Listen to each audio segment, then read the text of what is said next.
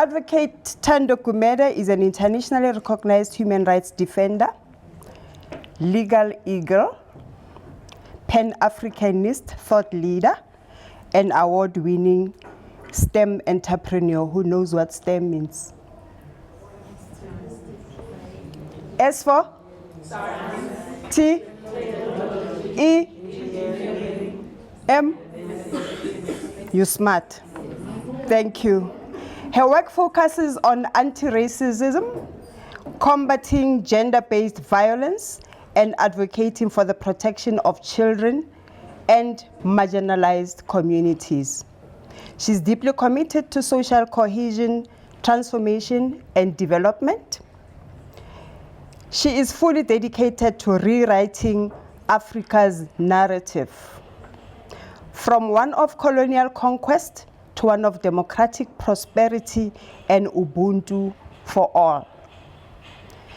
To this end, she has been at the forefront of national politics and believes that if we collectively commit to the unrelenting and unwavering pursuit of equity amongst all human beings, regardless of our superficial differences, we will consequently eradicate and the negative implications of apartheid and colonization.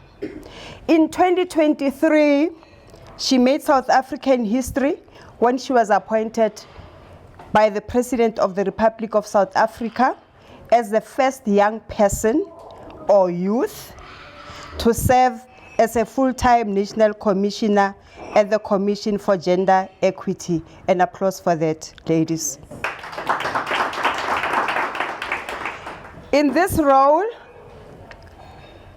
she serves as South Africa's custodian for the promotion, protection, and advancement of national and regional democracy.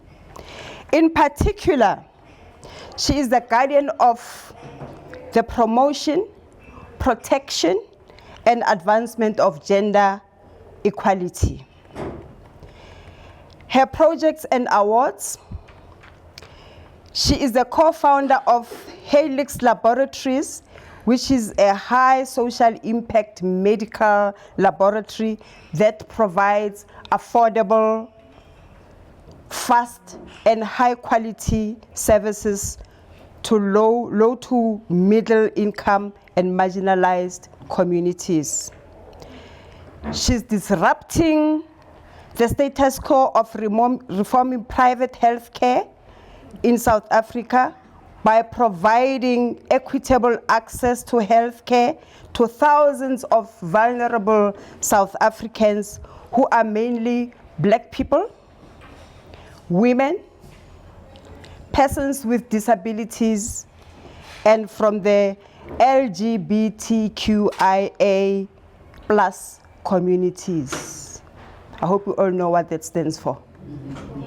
Otherwise, we're not getting tea at 10.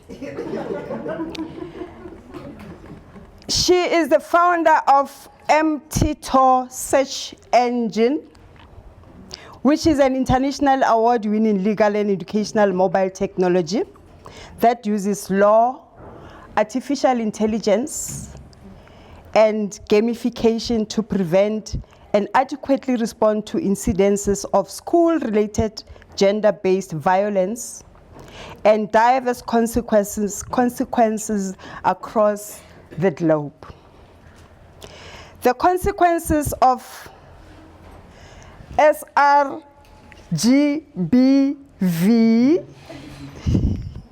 include HIV and TB, unwanted pregnancies, illegal abortions, poor mental health, failing grades, dropping out of school, conflict with the law, intimate partner violence, and reproduction of violence in adulthood. Heavy stuff, ne?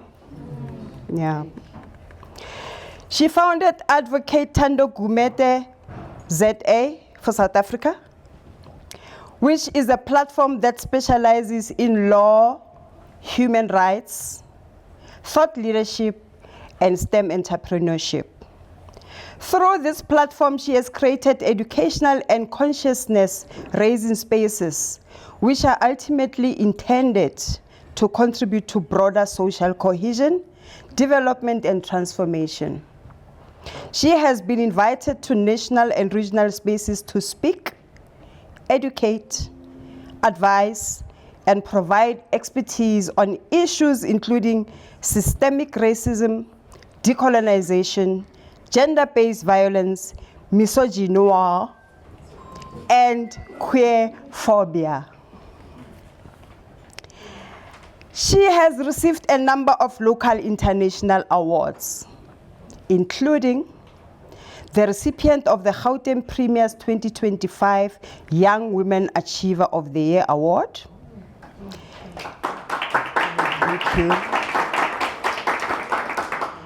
She's also the recipient of the Forbes Africa Woman 2024 Social Impact Award. She's the recipient of Golden Key Southern Africa's 300 most influential people in South Africa in 2025. She's the winner of the 2021 United Nations Women Feminist Technology National Competition. Mbokoto. Mbokoto. She is a 2021 Lifetime Honorary, she won the 2021 Lifetime Honorary Award, International Golden Key Honor Society, the 2020 Mail and Guardian Top 200 Young South Africans in Law and Justice. She is the recipient of the 2019 Leaders in Innovation Fellowship Award from the Royal Academy of Engineering, where in the United Kingdom.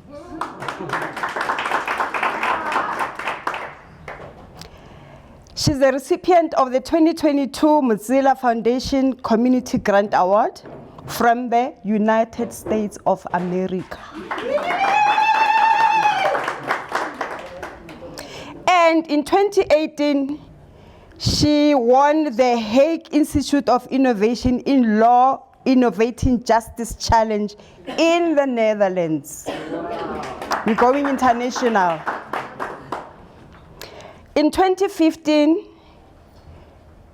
she was part of the top 100 brightest young mind Africa, Barclays Africa award winner. Ladies and gentlemen, there are gentlemen somewhere, yeah, you're included. I present to you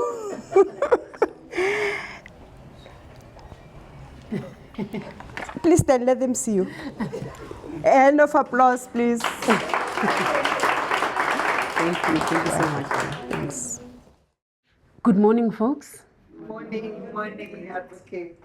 So our theme for today is black with a touch of gold. And so I thought it would be apt to speak about our blackness and the implications of the greed for gold.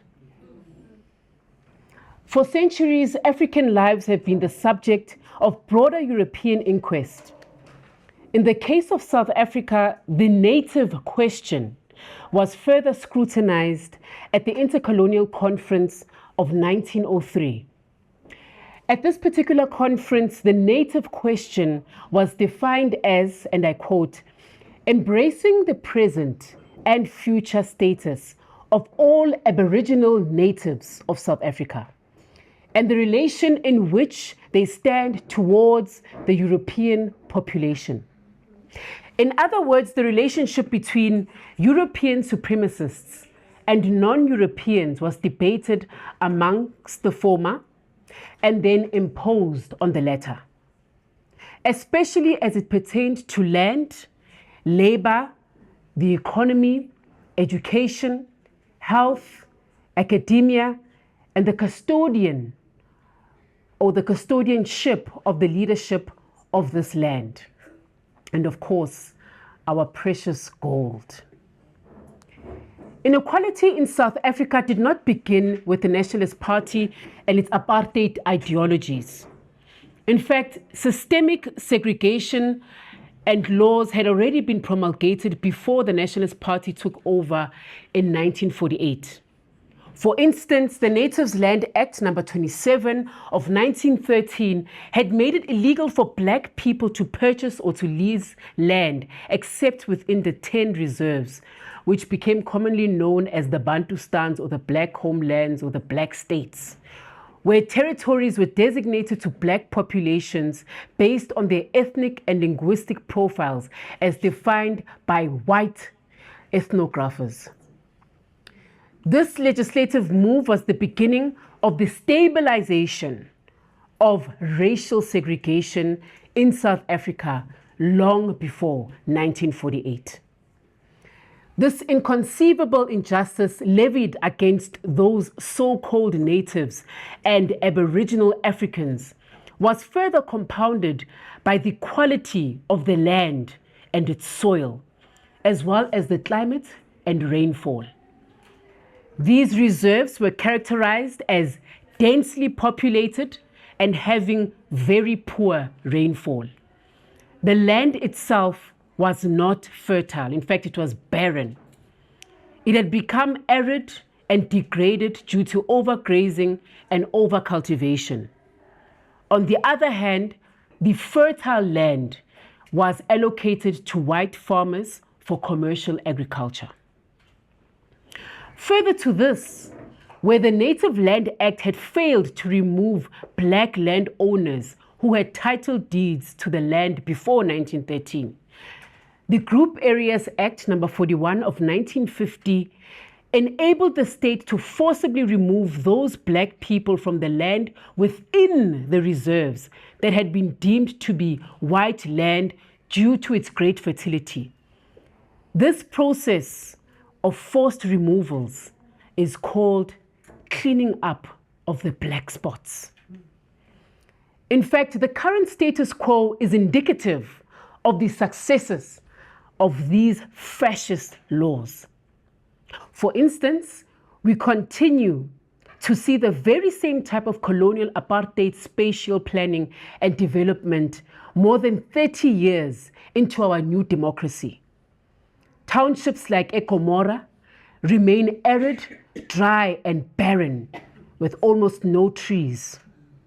There is no clean air for the so-called natives and African Aboriginals to breathe.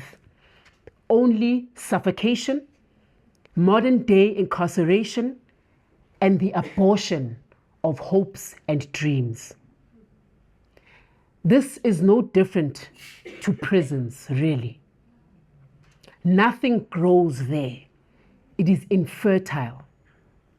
And in fact, many of our rural areas across the country emulate the same symptoms of death. And yet, when juxtaposed against those places which are densely populated with white people, such as Sandton, we see urban planning geared towards free movement and lush parks and tree-lined avenues. In other words, black people continue to breathe in their own carbon dioxide, whilst white folk continue to breathe clean and fresh air. Further, through the promulgation of the Natives Land Act, number 27 of 1913, colonial architects successfully positioned African people as mere visitors in their own land, who will never have the same right to claim any substantive political and socio-economic existence. Moreover, during the 1930s, pseudo-scientific books, articles, and theories of the likes of Francis Galton fueled another delusion, which motivated that white populations were of superior intelligence to African people. Moreover, that black people ought to be led exclusively by white people.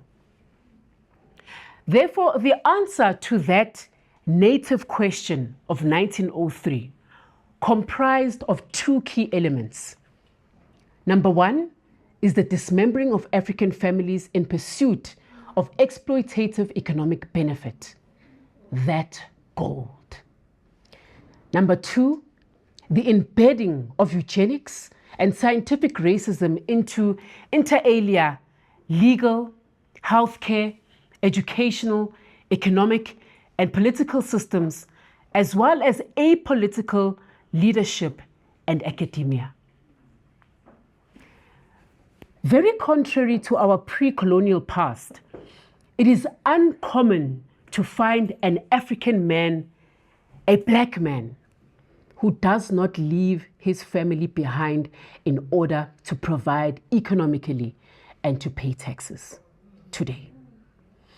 It is not unusual to come across dismembered African families.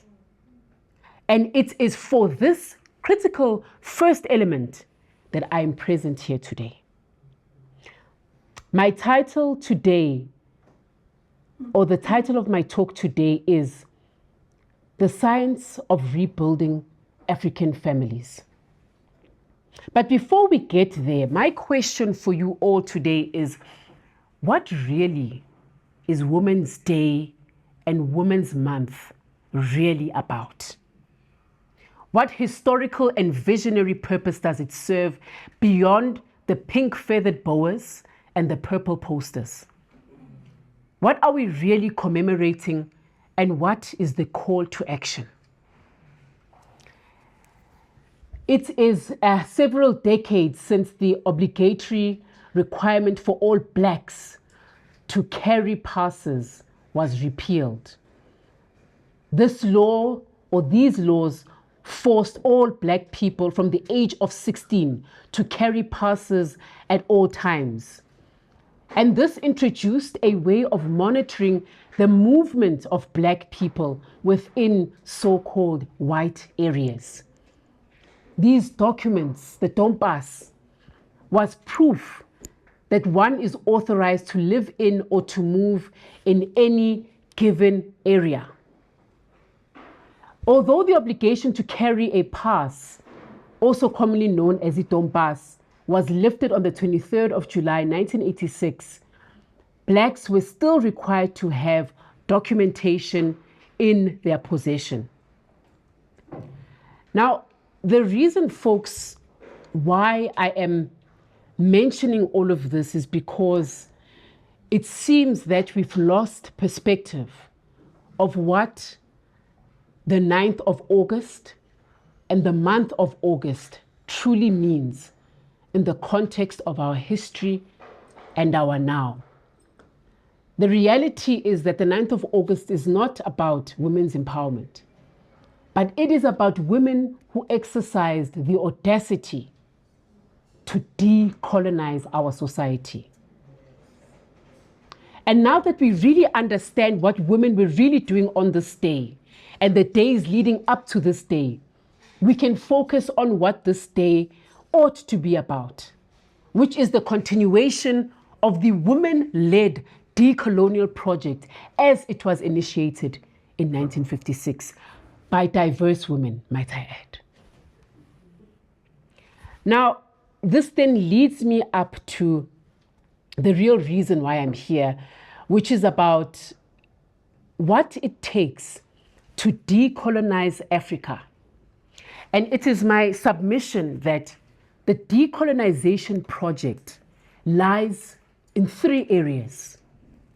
Number 1, in our families. Number 2, in our communities. And number 3, in our self and our sense of communal cause. And I'm here today only to unpack one of these areas. So if you'd like me to unpack the other 2 areas, you'll have to bring me back again. There's not enough time. Neocolonialism has continued its exploitative capitalist regime by further dividing families, communities, and our sense of identity. And this agenda is deepened using social media, the entertainment industry, and digital influences. So what do I mean when I say that we need to rebuild African families? I mean the following. We need to restore the relationship between all members of the African families. And so what that actually means is understanding who the role players are within our African families and restoring the dignitas to every single individual. The man, the woman, the child. Every single person within the context of a family has to have their respect reignited. We need to protect and advance the development of our children and redefine the role of women beyond just reproduction and domesticity. We need to bring back respect and dignity of women and girls within families and bring back African men into the homes, families, and communities, which is where they belong. For the longest, we have fed into the rhetoric that Black men don't belong at home with their families. All of them are polygamous, no sense of commitment, destructive. And so we continue to perpetuate imagery of Black women raising their families on their own without Black men, when we know full well that prior to colonization, that was absolutely not the case. In fact, Black men have always belonged in the home with their families and building their communities. But I want to go a little bit further. I want to talk about the science of rebuilding African families. You see, a week ago, I had the pleasure of facilitating an event on health and wellness. And I came across a speaker who was talking about the daily exercise of looking after your wellness and your health. And I wonder, are we as pedantic, scientific, controlled, and mindful about how we interact and relate to one another within our families?